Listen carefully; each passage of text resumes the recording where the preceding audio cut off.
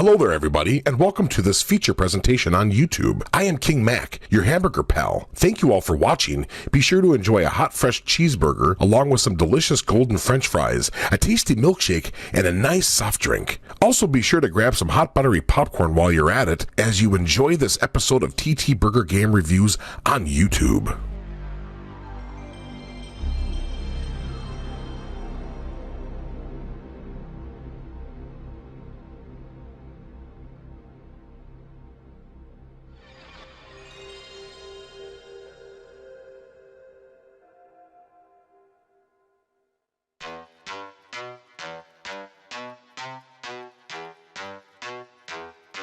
I'm sipping on some juice and some bait.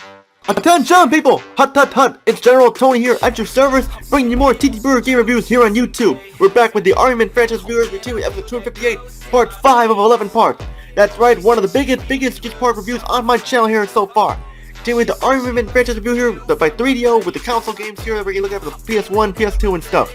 Before I get started here, continue with the final Iron Man World War game here, I want to give a shout out to Free Green HD, Substitute MX King Mac, Monster Hyperlania, Prickles with Stateside, Megs, Driven Puff, Black Healer, along with the Homie RJ, Uncle Jiro, Rockstar Pool 69, Tessa Cody 22, V-Rock, the Sensational Jet, and more. And we have a lot to talk about here for the next part here. For those of you who missed half an episode, 258 part 4 of 11.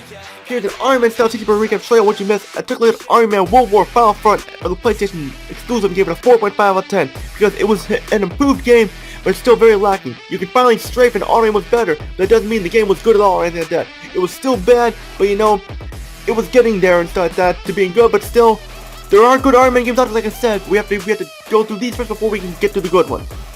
Now we're gonna zoom ahead to December 3rd, 2001, back when the PlayStation 2, the Nintendo GameCube, and the Microsoft Xbox were already out.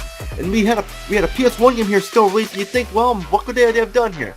Could it have been good or bad or not? But we got it right here. It's Iron Man World War Team Assault, PlayStation exclusive, released on December 3rd, 2001. At this point, I just wonder why was this game released, and maybe the PlayStation 2, Nintendo GameCube, and Xbox were already out. And then when you play Iron Man World War Team Assault, yes, that's decent graphics, and some gameplay elements that are improved here, but here's my main issue. The game feels like it was mainly supposed to be a multiplayer game, and then at the end, right before that, they released it and decided, hey, let's put a single player mode here and just not put any level instead, just call it the day for a quick buck.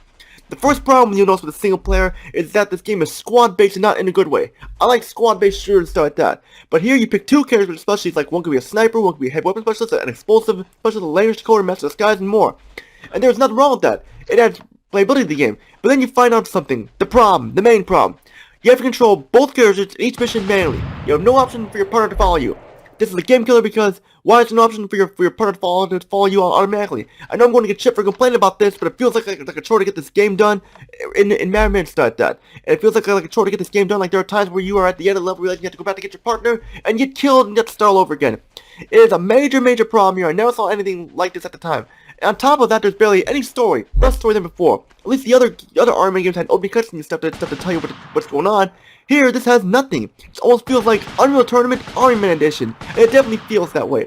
Anybody Unreal Tournament for the PlayStation 2 or PC? You know what I mean. I like that game, but this game not so much. For what we have to have the story, 10 are invading the Green Nation, and you're one of the top soldiers choosing for the mission to take down, and that's basically it. Should I go on? No? Okay, let's continue. Hut. Presentation graphics are pretty good, but compared to Iron Man Star Wars 2 and Iron Man Air Attack 2 and stuff, which came out before this, look miles better in many ways. Sure, the characters have more detail and the environments are good, but it really shows its age on the last-gen console. There's barely any sound to talk about. No voice setting at all. Only sounds are the grunts and the weapons and footsteps, and that is all. And that's pretty much it. Let's continue. Iron Man World War Team Assault is frustrating in the gameplay aspect, mainly because of the frustrating elements of the partner system and the enemy AI. Sure, there's some good gameplay elements and stuff, and the places you go to are cool, like a submarine base and stuff, and each sort of skill adds a fun factor to it. But you get the game where enemy AI is very rough. They'll kill you without blinking an eye, no recovery time whatsoever, and no checkpoint system either. Once again, adding to the frustrations there. Now I know I bitched more of the whole time, but there are some good elements to play here. Like the stars and controls are not very stiff, and moving around and stuff feels much better, and the gunplay is smoother and stuff. And you can power vehicles like submarines, tanks, and more, which is fun.